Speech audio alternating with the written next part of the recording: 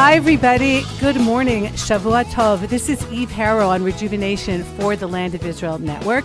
It is the 27th day of January, 2019, the 21st day of Tevet, 5779. And I'm really excited to have on the line Dr. Yael Schuster, Dr. Mom, founder of StellarNova. This is a big week for her and actually a big next few weeks for Israel, and I bet you guys didn't even know about it. So first of all, good morning, Dr. Mom. Thanks for joining me. Good morning. My pleasure. So Israel is sending a spacecraft to the moon. Yes. Is this possible? Tell us about it. Okay, so about 8 years ago, an Israeli nonprofit called Space.il was formed, and it was formed in response to the Google Lunar Challenge. The idea being to create a private company that would be able to send a spacecraft, an uncrewed spacecraft, to the moon. And it's been a lot of years, a lot of engineering and work, and now they're finally ready to launch the spacecraft and send it all the way to the moon. So I assume a lot of people know that Israel has a space program. Okay, we lost an astronaut, Ilan Ramon, a few years ago when I always get confused. The Challenger, the Challenger, right? When it just completely burnt up on re-entry. But is this something different? Is this with the Israeli space program, or is this like more of a private initiative? So it's an interesting question. The Israeli aerospace industries is mainly focused on satellites, and you're right, we have our one Israeli astronaut, but actually this program has been done, all of the physical work and creation has been done in conjunction with the Israel aerospace industries. So it is a joint project. Okay, but this is youth? Like, how does this fit in with you, with what you're doing, which is, I'll just lead into it, to excite kids about all kinds of science. So how did you get involved with this? Right. So Space.il has two stated goals. The first is obviously to create and launch a spacecraft to the moon. And the second is to educate Israeli youth and get them excited about STEM, about science, technology, engineering, and math. Sort of like the space race in the US did during the Cold War. It had what was called the Apollo effect of getting lots of kids really excited and interested and motivated to study science subjects. So Space.il also wants to create that sort of effect amongst Israeli youth. And that's really where we come in. My company, StellarNova, is dedicated to making kids excited and inspired about STEM. So it seems like a natural partnership that we would partner up with Space.il in order to spread the word of their spacecraft and get more kids in love with their mission. Literally their mission. Right. You could say that. Right. Terrible. But so, okay, so let me put a little damper on here for a second. Why the moon? Been there, done that, Neil Armstrong in the early 60s. And it seems like everyone's kind of moved along past the moon, if you will, to other things in space or experiments in space with lack of gravity and all that. Why particularly an unmanned mission to the moon? So actually, it's a really good question. We had to think about it when we started our project.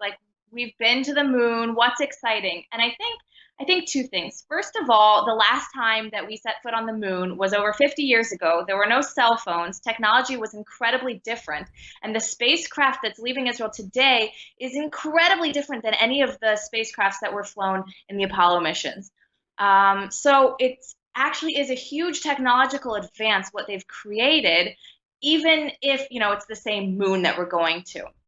And the second part is that actually we have seen that kids and adults just love space. And it doesn't even matter, okay, we've seen Neil Armstrong on the moon. It's still amazingly exciting to think that you're drawing a picture that's going to go to the moon. It's still just exciting to think about what else we can learn and what other measurements can be taken, and this whole world, the whole universe that there's so much left to explore. Right, that's for sure, especially as the world gets more chaotic, and Israelis are known to love to travel. So I guess that fits into that. So tell us about StellarNova, and what is the age that you're going for? Little kids, you want to get them already excited when they're 3-4 years old, or this is something that needs a minimum of, let's say, some math understanding already. You're talking already about grade school, and you yourself as a mom who I guess you're experimenting on your kids at home. So that's kind of another question. has raising your kids also kind of tweaked where you're going when it comes to education? Oh, definitely. I mean, I definitely try everything out on my kids, and they are my biggest cheerleaders, and they help me out and give me their opinions about everything, which is great. My kids are 11, 8, and 1.5, so they span a lot of age Right. ranges. Our products in general in the company, we have different product lines for different ages, from 3 all the way up to 12. And the book that we've created with Space IL called The Little Spacecraft is geared towards kids 3 and up. I'll show it to you, even though your listeners can't see. But basically, what we've created is a picture book that's for kids ages 3 and above. It's about 1,000 words. It's full pictures, and it tells the story of a little spacecraft and her friends. And she's little, but she has this big dream that she wants to get to the moon. And so the book tells a little bit about the importance of teamwork and the importance of dreaming big. And it also teaches about the specialized tools like the solar panels and the fuel tanks and the engines and that sort of thing, and a little bit about orbits and how we can actually get to the moon. So it's meant for kids ages 3 and up, and I will say that all my kids, all the way up to 11, have enjoyed it immensely. And that's the reason that I'm interviewing you today, because today is, I guess, the book launch that's going to be on the space launch. So what are you doing about, how are you launching the book and where? Okay, great. Yeah, so this evening is our book launch in Tel Aviv. We're launching it at a very special place called Impact Labs, which is a place where people can go and really create their dreams. They have lots of tools and experts and mentors and all sorts of things for creating physical products. So we particularly love being in their space. And we're having a big party for kids, an interactive book reading, and for adults. And as you mentioned, we're launching the book launch that's getting launched. Our book is on a disc that's been placed on the spacecraft and will be literally launched, although in digital format, all the way to the moon. That's incredible. When is the space launch supposed to be? Tell us a little bit about that. Is the spacecraft still here in Israel? Right. So the spacecraft, its name is Bereshit, by the way. Genesis. Genesis. Right. So the spacecraft has been moved. In the past week, it had a very special ceremony. It was put on a plane and it was moved to Cape Canaveral. It's going to be launching mid-February, probably around February 13th, from the Kennedy Space Center. And it's going to be launched on a Falcon 9 rocket, which is, of course, one of the SpaceX rockets. Who's paying for this, if I may ask? Is this an Israeli venture? Is this a NASA venture? Is this a private initiative? So actually, the conditions of the Google Lunar Challenge, which is the original framework in which Space IL was built, were that it had to be made a majority of private funds. So there are some major philanthropic donors, Morris Kahn, the Schusterman Foundation, and others. There is a little bit of state money, but very little. It's mostly through private donations. They've raised about, as I believe to this date, $95 million, which is sounds a lot, but it is much, much smaller than the NASA budgets for similar projects. Mm-hmm. And how long is the spacecraft going to be in space? What are the plans? So it's actually really cool, and we explain about it in our book, how this, in order to save on fuel, the spacecraft is actually going to be sort of slingshotted in larger and larger orbits around the Earth until it gets to the moon's orbit. So it's going to actually take, instead of a few days like a larger rocket would take, it's going to take about 2 months until it actually lands on the Earth, on the moon. Oh, gosh. Right. Is that an ability that they didn't have years ago? Is that a new idea? Of course, I'm thinking like King David and the slingshot, because we're going we're going biblical. But is that something that they just figured out how to do, or they've done that before in space? I don't know that it's been done before in order to get to the moon. I do know that it was a big engineering problem that they used this to solve, because the more fuel that you add, if you want to get to the moon quickly, you have to add a lot of fuel, but the fuel weighs a lot. So you add more fuel, then you need more fuel to power that fuel, and then you get to a point in which you're actually not able to keep on adding enough. So this was one of the big engineering problems that they figured out by using this solution. And that's the Israeli team that figured that out? That's the people who put in Space IL? It's all an Israeli team. Wow, that is really incredible. You know, so much is talked about Israeli high tech and all the bright people here and coming out of the army and everything that they know how to do. So what you're doing, let's go back a little to STEM, to that whole idea of getting kids excited even before, like already when they're kids, like they know this is what they want to do, not just so that they'll get a job, but because the best kind of jobs, as we all know, is where you're excited to get up in the morning and go to work. It's not just, putting food on the table. And what you're trying to do here is get kids excited at an early age. And this totally fits in with Israel and what Israel is trying to do on a global level. So tell us a little bit about what, the S, T, and EM. And is there one that's more exciting to you, or it's just, wherever the kids are going to go with it, let's just give them the choices? How do you see that? Okay, well, so I have a PhD in organic chemistry. So naturally, chemistry is sort of my first love. But honestly, what I truly believe in, what I've seen in all of our work with kids, is that when you're excited and you show kids how amazing it is to discover why the sky is blue, or how they can play with the chemicals in their food to create new creations and that kind of things, kids just get excited because science truly is amazing and exciting. And once you have a bit of knowledge and you can unlock all of these amazing creations, then kids are just, I think they just fall in love with it and they get stuck to it. And implanting this when they were in a young age, giving them this confidence that science isn't some scary, unattainable thing, but it's something that they can really understand at whatever level they are.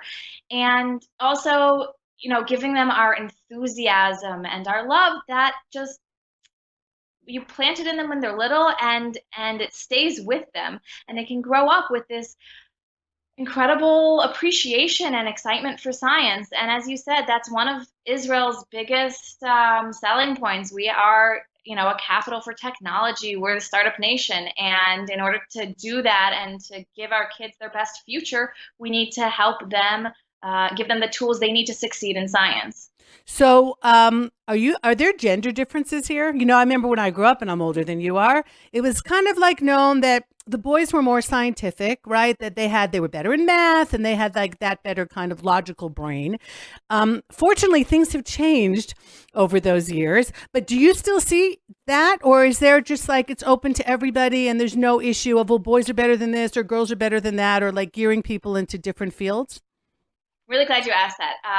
So we still see in my career, and also with the role models we see for kids, we still see that science, technology, engineering, that they're all viewed as sort of a man's world more than women's. There are more men who are in various fields in science, and especially who hold higher positions. And that's one of the things that we, as a company at StellarNova, are trying to change. We strongly use female role models. Like yourself. Like myself. Yes. And there's the spacecraft, Bereshit, Berry in English, is a female. And we think it's really important to give both girls and boys the idea that science is for everyone, and that it's not just boys who play with spaceships, also girls play with spaceships, and everybody can take part in this amazing science world. Mm-hmm. That the sky is not the limit, as it were. Exactly. We can change that phrase now. So working in Israel, though, with all the different different groups, let's say, shall we have it? We've got, I don't know, there's no such thing as a normative Israeli, right? And you have ultra-Orthodox, and you have Arabs, and you have conservative societies, small c. Are you working amongst all the different groups? Do you have to change it for each group? Obviously, like for cultural or for language or even for background reasons? How does that work? So at the moment, our products are in English and in Hebrew. Mm-hmm. So we're not yet serving the Arab market, although that's a goal of ours in the future. And definitely it's something that we have to be mindful of the different sensitivities and the different worlds in which we have it in Israel. As you said, it's really very varied. Luckily for us in this book, most of the characters are toys. Right. So hopefully that appeals to a lot of people. Right. But yeah, Israel is a special place, and it has a lot of things going on that you have to think about. Yeah, it makes it very challenging, and we figure out how to do it. So where in Israel, like, do you have special classes, like after school classes that you give? Are you in the actual school system? How do you enrich the science world here in Israel? So with this particular project, we're working with a lot of the museums and GANs and even schools to work on programs with them. In general, during the summer, we run workshops out of Jerusalem. And we have products that are available for purchase on our website. So internationally, because most of my listeners don't live in Israel, how could somebody get involved with what you're doing if they're like, wow, this sounds amazing? Some of my listeners actually homeschool, so that's even easy. But those who don't, how would they be able to incorporate what you do into their children's world? So the Little Spacecraft book, this project together with Space IL, is available on Amazon. It's available on the Book Depository and on our website, thelittlespacecraft.com, both in English and in Hebrew. And everyone, you are welcome to be in contact with me. Our website is StellarNova.co, or send me an email at yael@StellarNova.co. So do you offer, let's say, Skype or YouTube courses, internationally for people who might, again, physically not be in Israel, but get really excited about what you do and want to see how they can do it wherever they are? Is that something you've thought about, or you do? We do work on lesson plans, and particularly in this stage where we're working on pilots with a bunch of schools, we're very open to speak with people who want to develop lesson plans or curricula together. Mm-hmm. Okay, so do you work in chemistry, or is this a full-time thing for you? Just out of curiosity.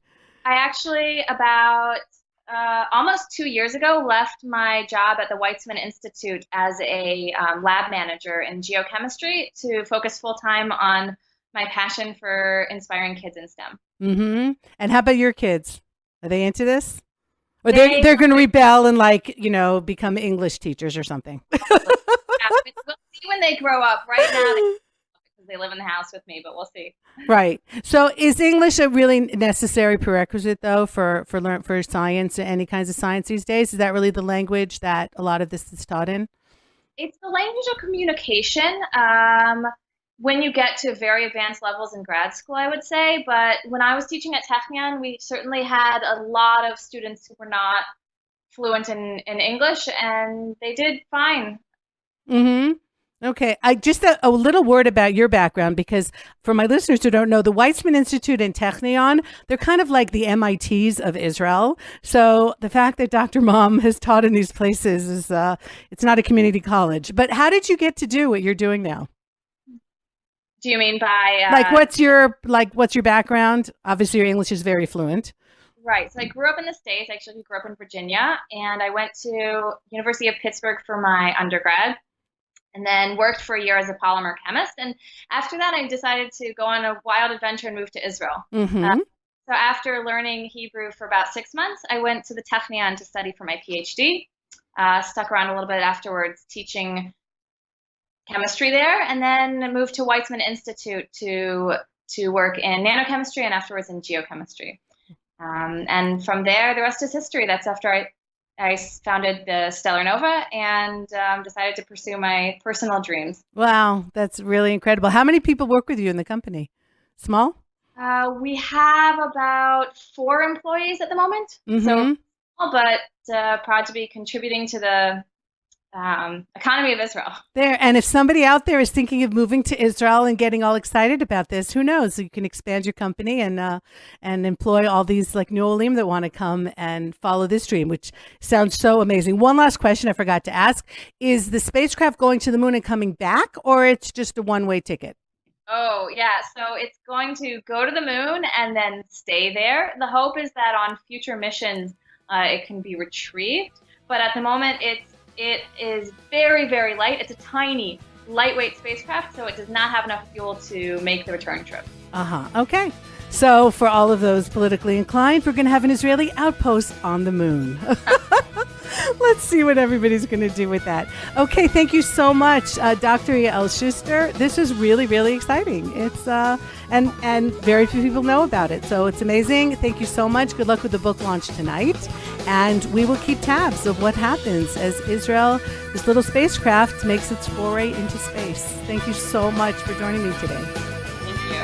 Okay, and thanks to Ben and to Tabitha and everybody else at the Land of Israel Network. Take care, everybody. Goodbye for now.